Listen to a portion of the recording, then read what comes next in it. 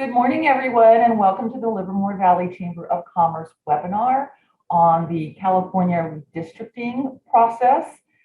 Today, we are excited to welcome Ashleigh Howick, who is the Northern California Field Representative for the California Redistricting Commission. So what we're going to do is we are recording this so that it'll be a resource for folks to refer to as they learn more about this and weigh in on this important topic.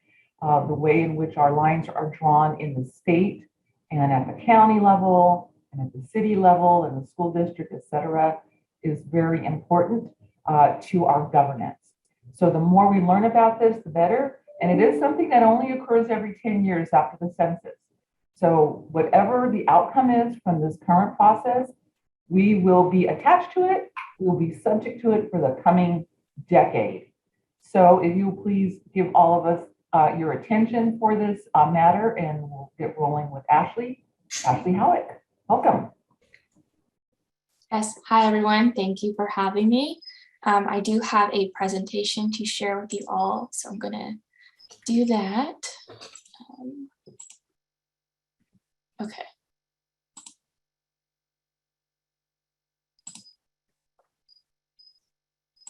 All right, perfect. Okay, so just again, thank you for inviting the California Citizens Redistricting Commission to be here and present at this meeting. My name is Ashleigh Howick. I am the field lead staff covering the Northern California regions of the state, which of course includes Alameda County. So in this presentation, I'll be going over who the commission is, a bit of background on redistricting in California, and then especially how to participate in this process. So just as a friendly reminder for everyone, per California Government Code Section 82533, this strictly forbids commissioners and staff from taking any public input outside of a regularly scheduled commission meeting or official public input meeting. However, at any point, you are more than welcome to visit our website at wedrawthelineca.org to provide your input. So you'll find instructions on how to do so on our homepage. I will be also going over this today. So at the end of the presentation, I will just be going over a bit on some draft maps. And if you do have any questions, I will be providing my contact info, and you're welcome to submit those. I just won't be able to do a live Q&A session today. Okay, so getting into the presentation, one of the greatest powers that the people of California have is to elect their own representatives in government to represent their needs. How districts are drawn can make the difference between empowering and maximizing the voters' voices or minimizing and muting those voices. In most other states, politicians draw the lines. California's Citizens Redistricting Commission was formed to take back the power and have the people redraw the maps for Congress, State Senate, State Assembly, and Board of Equalization. The commission is made up of 14 citizens who went through a very rigorous selection process. By fully participating in and monitoring the redistricting process, more communities may have the opportunity to elect candidates of their choice. So speaking up about your community is critical to help keeping your community whole to the extent possible. So this ensures that your voice is heard by your elected leaders when making decisions such as the quality and funding of children's education, addressing transportation concern, or determining tax rates.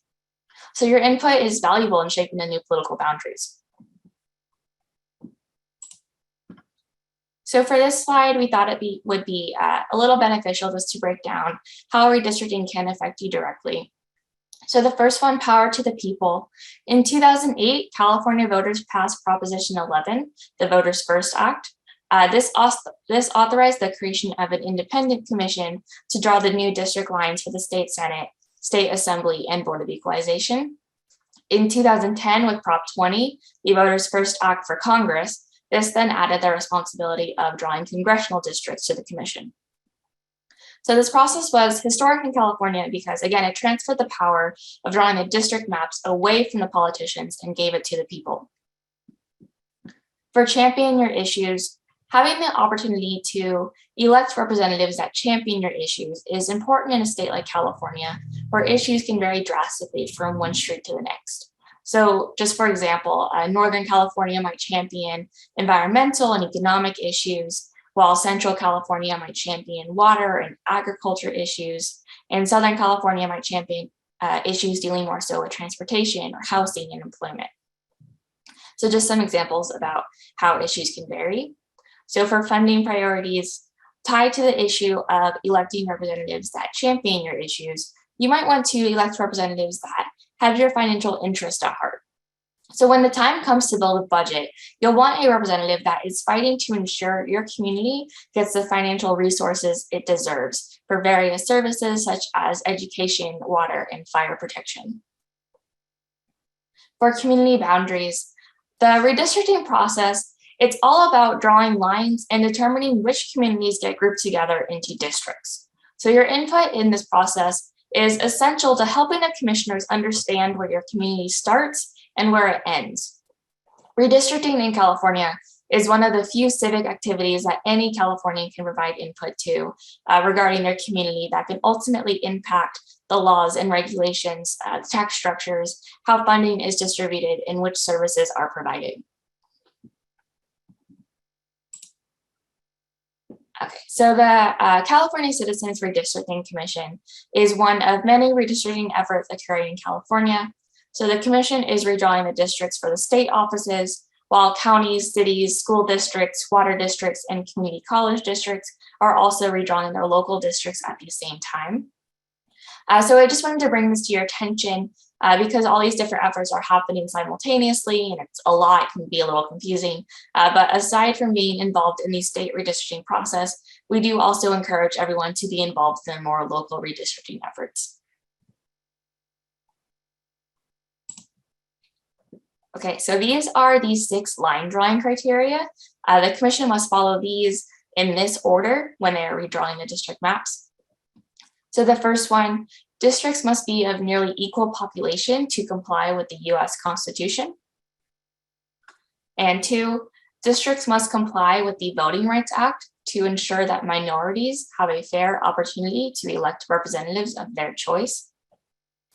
3, districts must be drawn contiguously so that all parts of the district are connected to each other. 4, districts must minimize the division of cities, counties, neighborhoods, and communities of interest to the extent possible. 5, districts should be geographically compact such that nearby areas of population are not bypassed for more distant populations, and this requirement refers to density, not the shape. And 6, where practicable, each Senate district should be comprised of 2 complete and adjacent assembly districts. Board of Equalization districts should be comprised of 10 complete and adjacent state Senate districts. So in addition to the 6 line drawing criteria, the place of residence of any incumbent or political candidate may not be considered in the creation of a map, and districts may not be drawn for the purpose of favoring or discriminating against any incumbent political candidate or political party. Okay, so when drawing the maps, the commission has to be mindful of communities of interest. So we can easily obtain the city and county information from those jurisdictions, but we need communities of interest information from Californians. Communities of interest are defined as a concentrated population which shares common social and economic interest that should be included within a single district for purposes of its effective and fair representation. So examples include areas in which the people share similar living standards, have similar cultures, use the same transportation facilities, have similar work opportunities, or have access to the same media. So people can belong to multiple communities of interest. Do keep in mind, though, that a community of interest is not the same as a district, and a district is not a community of interest. Communities of interest are the key building blocks of districts. So just in ways that people could describe their community, just again, examples, but definitely not limited to this. It could be geographically discussing things such as waterways, if your area is rural or urban, mountainous or desert, things like that. You can discuss boundaries that are already existing, such as cities, towns, counties, or school areas. And you can also just talk about things that you have in common.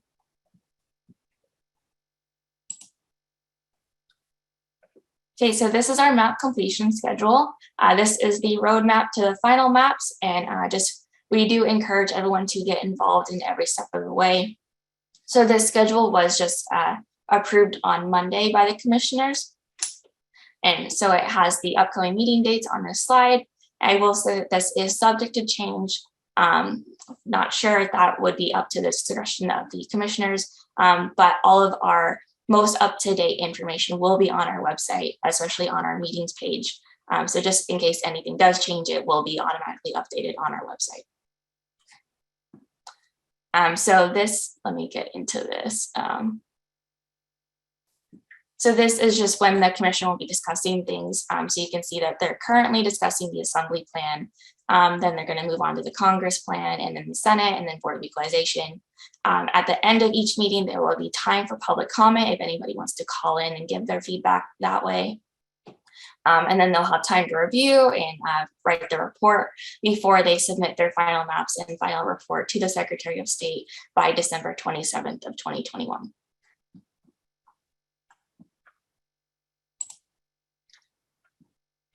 Okay, so this is also a new tool that we just released. We have a commission's map viewer where we can see the draft maps that were released on November 10th and then the ongoing iterations that the commission is working on right now during this line drawing process. So there will be ongoing updates posted here that the commission will continue to refine. There are 2 video tutorials available, one on how to use the map viewer and another on the shapefile drag and drop feature, where you can upload and view shapefiles the public has submitted. So this video, or the video, walks you through how you can find shapefiles the public has submitted to the commission database and then upload them to the map viewer. So again, at the end of this, I'll be going over how to view the draft maps, and then we do have that video tutorial if you want to use the shapefile feature.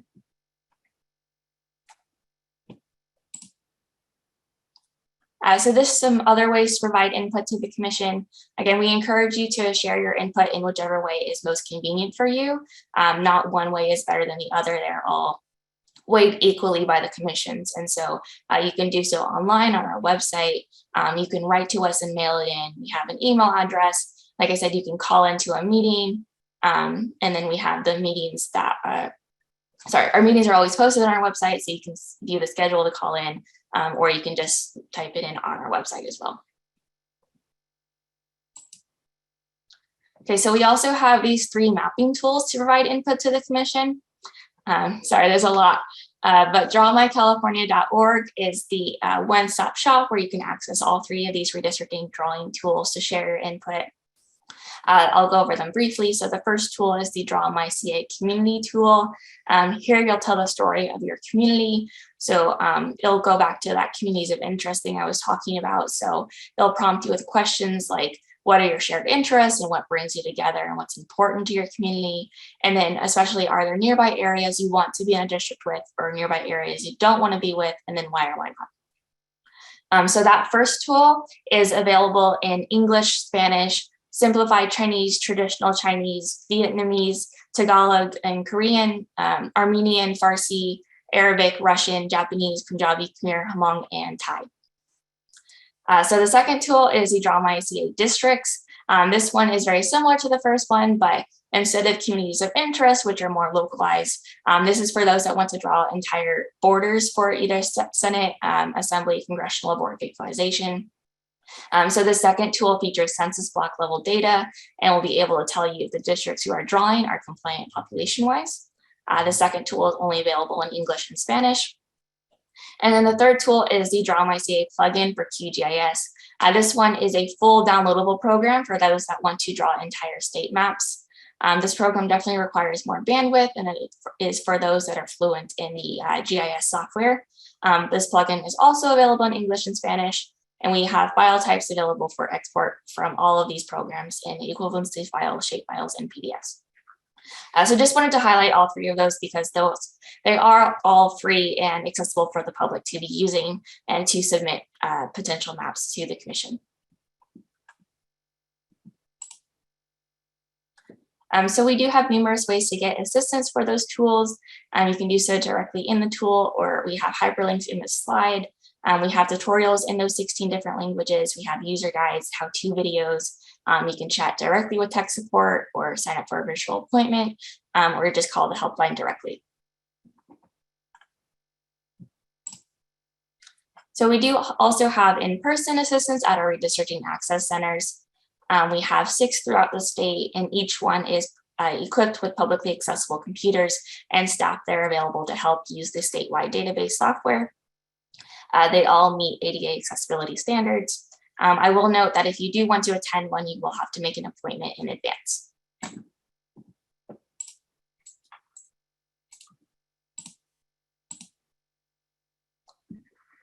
Okay, so if possible, we ask that you help spread the word. The more participation in this process, the better. So if you're able to share with your networks and encourage them to participate, again, the more participation, the better. So we would really appreciate that. We have mailing lists and social media toolkits if that's better for you. You can host viewing parties or how-to videos, or really just share with people. We have those outreach materials in those 16 different languages. So whatever you can do to help, we would appreciate. Thank you. And then that's the end of the presentation. So just again, friendly reminder, I can't take any public input or public comment. I have included my email here.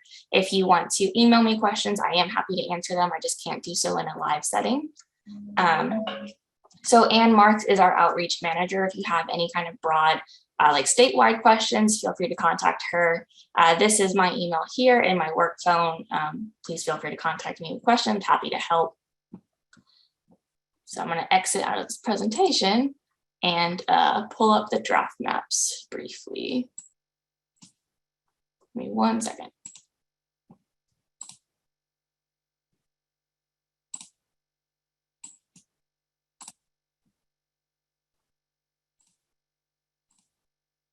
Okay. All right, so this is our homepage. This is what you see when you first log onto our website. We draw the line ca.org. If you want to, you can use this feature to transfer to or translate it into different languages. And then we have some links here for sign up for a mailing list. This takes you to different ways to participate. We have the draft maps and then how to submit comment. So I'm going to go ahead and click on draft maps. I will note while we're here, they're also under our data tab with map viewer. And this is how you would view it in file form. So I'm going to click on draft maps. This is the map viewer. So this is our interactive map. Our tutorial is up here.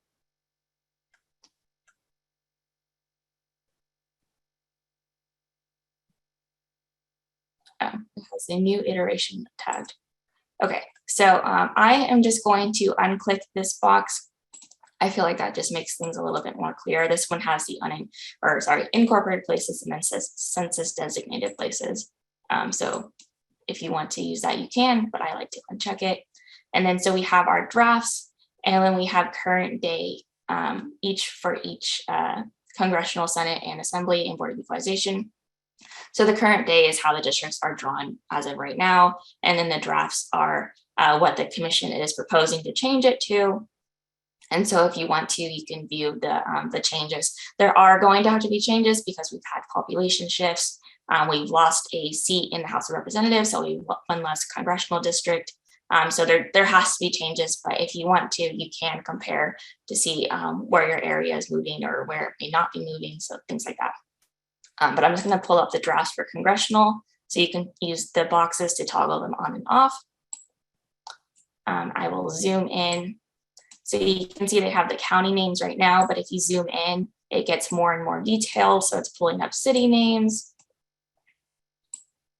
I'm going to just zoom in onto Livermore.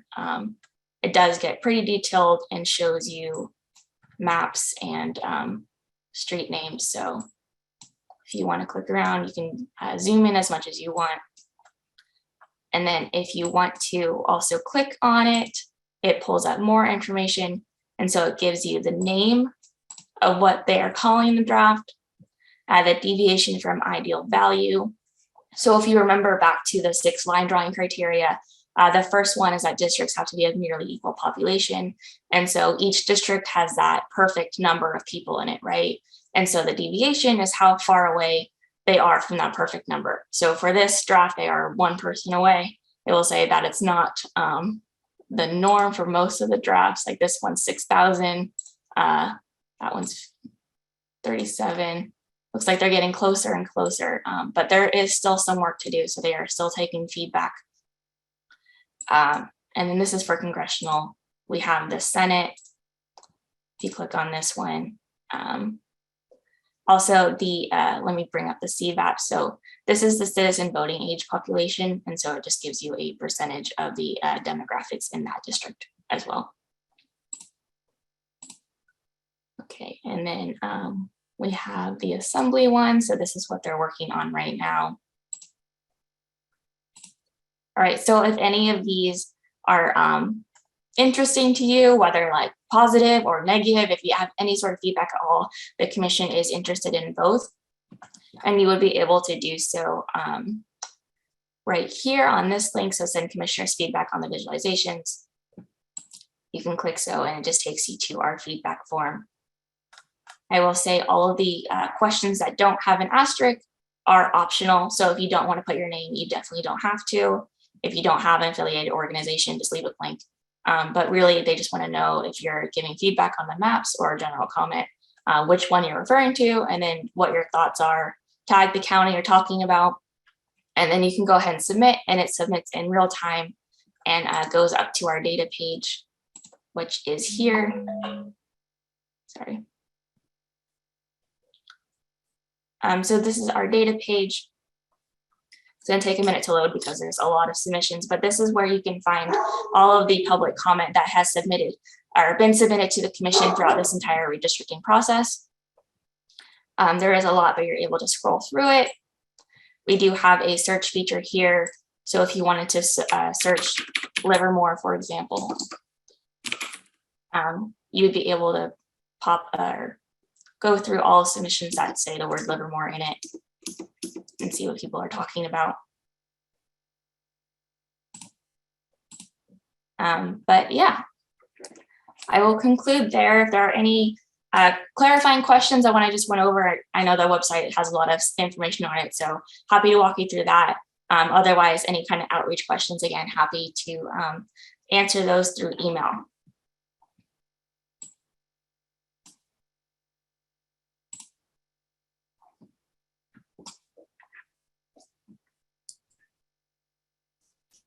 So does this conclude your presentation, Ashleigh?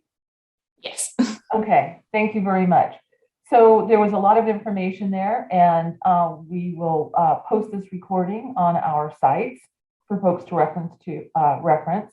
I appreciate the basic information on all the details, and I think it's very helpful as much as we've been tracking this. Your presentation did add clarity, so thank you very much.